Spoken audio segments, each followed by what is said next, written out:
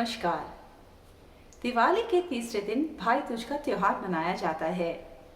भाई दूज भाई और बहन के प्यार का त्योहार है।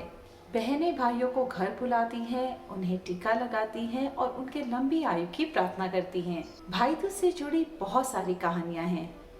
इसमें से एक कहानी है श्री कृष्ण की। कहते हैं जब भगवान कृष्ण ने दानव नारकासुर का वध कर दिया तो वह अपनी बहन सुभद्रा से मिलने गए। सुभद्रा ने पारंपरिक तरीके से आरती कर कर उनका स्वागत किया और उनके माथे पर तिलक लगाया और फिर हर साल उसी दिन भाई दूज का त्योहार मनाया गया। भाई दूज से जुड़ी और एक कहानी है। यह कहानी है यम और यमुना की, जो मैं आज आपको सुनाने जा रही हूँ। बहुत समय पहले की बात है। भगवान सूर्य का विवाह एक बहुत सुंदर राजकुमारी से हुआ। राजकुमारी का नाम सांजना था। कुछ समय बाद इनके जुड़वा बच्चे हुए। उनका नाम यम और यमुना रखा गया। यह बच्चे साथ बड़े हुए। सांजना अपने पति सूर्य के तेज को सहन नहीं कर पाती थी और फिर एक दिन उन्होंने अपनी जैसी प्रतिकृति छाया मूर्ति का निर्माण किया।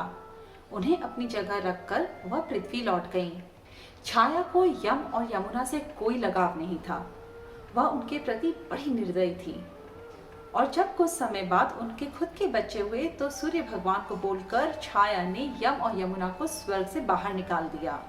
यमुना धरती पर आ गई और नदी के रूप में बहने लगी और यम नरक जाकर वहां के राजा बन गए। कुछ समय बीता और फिर यमुना ने एक बहुत सुंदर राजकुमार से विवाह कर लिया।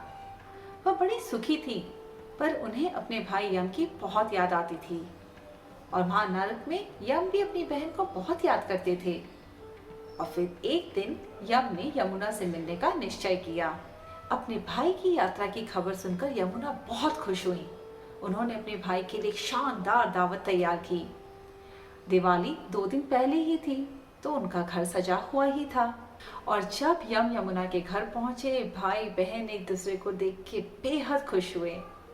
यमुना ने यम को स्वादिष्ट भोजन करवाया और उनके माथे पर तिलक लगाया।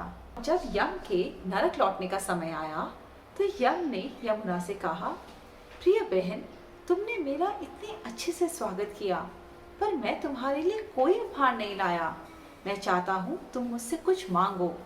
यमुना ने यम से कहा कि वह वरदान के रूप में यह चाहती है कि आज के दिन सभी भाई अपनी बहनों को याद करें और हो सके तो उनसे मिलने जाएं और सभी बहनें अपने भाइयों की खुशी और उनकी लंबी आयु के लिए प्रार्थना करें। किसी को भी उनका मतलब यम का कोई भय न सताए। यम इतने खुश थे कि उन्होंने अपनी बहन की प्रार्थना को स्वीकार किया और इस तरह भाई दूज की प्रथा प्रचलन में आ गई। भाई दूज के दिन सभी भाई अपनी बहनों के घर जाते हैं। बहनें उनका बड़े प्यार से स्वागत करती हैं, उन्हें टीका लगाकर उन्हें स्वादिष्ट भोजन करवाती हैं और फिर उनके मंगल की प्रार्थना करती हैं। मान्यता यह भी है कि आज के दिन जो भी यम देवता की उपासना करता है उसे अकाल मृत्यु का कोई भय नहीं रहता। इसलिए भाई दूज को यम दैत्य भी कहा जाता है। तो यह थी भाई दूज की कहानी। आशा करती हूँ आप सबको पसंद आई होगी। बहुत जल्दी एक और नई मनोरंजक कहानी लेकर लौटूंगी। नमस्कार।